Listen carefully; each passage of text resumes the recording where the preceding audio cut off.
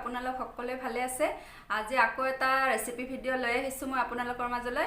ৰেচিপিটো হৈছে পালক পনীৰৰ ৰেচিপি। পালক পনীৰৰ ৰেচিপিটো সকলোৱে বনায়, মই অলপ বেলেগ ষ্টাইলত বনাবলৈ চেষ্টা কৰিছোঁ। আপোনালোকে ৰেচিপিটো চাই লওক আৰু আপোনালোকেও ট্ৰাই কৰিব বুলি আশা থাকিল আৰু বনাই পেলাই মোক কমেণ্ট কৰি জনাব কেনেকুৱা হৈছে। বলক তেনেহ'লে ৰেচিপিটো আৰম্ভ কৰোঁ। পালেংখিনি এনেকৈ ধুনীয়াকৈ ধুই মই মিহি মিহিকৈ কাটি লৈছোঁ। চাওক, এনেকৈ মিহি মিহিকৈ পালেংখিনি কাটি ল'ব।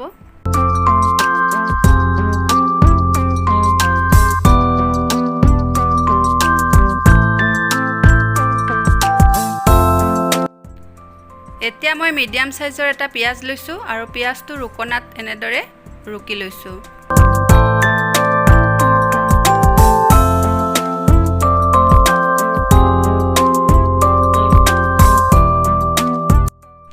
এতিয়া কাজু কেইটামান লৈছোঁ, কাজু কেইটা মিক্সিত ভালদৰে পানী দি পেষ্ট বনাই লৈছোঁ।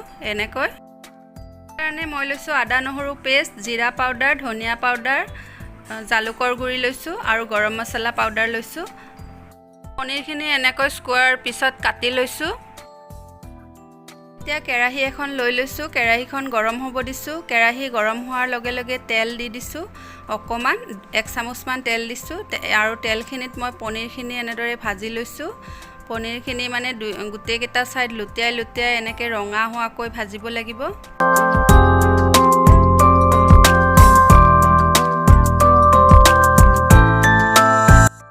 পনীৰখিনি মোৰ ভাজা হৈ গ'ল আৰু বেলেগ এখন বাচনত পনীৰখিনি মই কাঢ়ি থৈ দিম। এতিয়া একেখন কেৰাহীতে আৰু অকণমান তেল দি দিছোঁ। তেল দি ইয়াতে মই তেজপাত এখিলা দি দিছোঁ। এতিয়া মই ৰুকি থোৱা পিঁয়াজখিনি ইয়াতে দি দিছোঁ।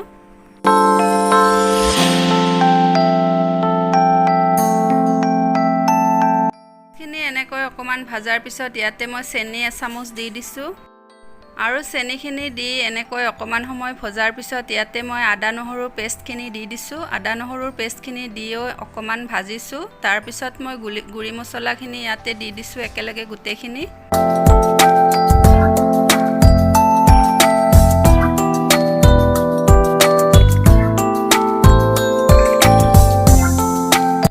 এতিয়া মই ইয়াতে নিমখ আৰু হালধি আন্দাজমতে দিছোঁ। আপোনালোকে যিমানখিনি দিয়ে আপোনালোকে আন্দাজমতে নিমখ হালধিটো দি ল'ব। এনেকৈয়ে গোটেই মছলাখিনি দি অকণমান সময় ভজাৰ পিছত ইয়াতে মই কাটি থোৱা পালেংখিনি দি দিছোঁ।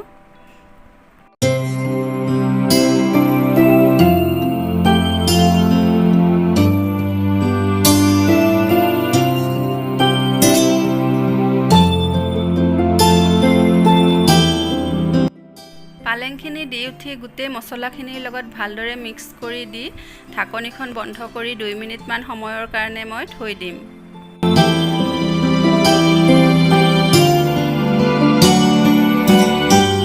মিনিট পিছত ঢাকনি উঠাই দিব আৰু এয়া চাওক, পালেংখিনি ধুনীয়াকৈ সিজি গৈছে আৰু পালেঙত থকা পানীবিলাক ওলাই গৈছে।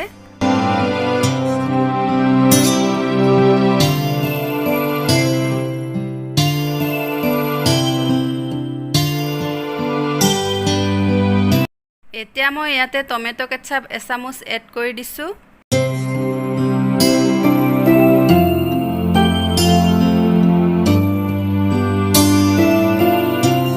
এতিয়া মই ইয়াতে পেষ্ট কৰি থোৱা কাজুখিনি দি দিছোঁ আৰু বাচনটোত অকণমান পানী দি পেলাই এইখিনিও ইয়াতে মই দি দিছোঁ।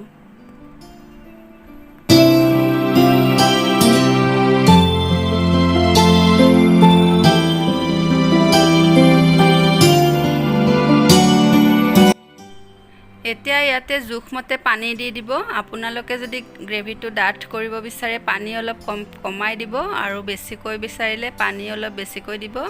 আৰু ইয়াতে ভাজি থোৱা পনীৰখিনি মই দি দিলোঁ আৰু এইখিনি অকণমান সময় মই এনেকৈ উতলিবলৈ দি দিম।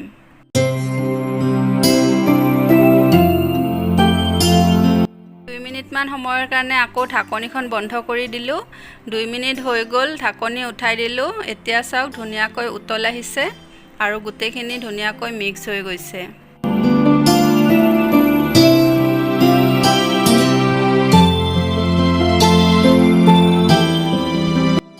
এয়া চাওক পালেং পনীৰৰ ৰেচিপি ৰেডি হৈ গ'ল কিমান ধুনীয়া হৈছে আৰু ধুনীয়া এটা গোন্ধ আহিছে আপোনালোকে বনাই চাব গম পাব আৰু খায়ও বহুত টেষ্ট হয়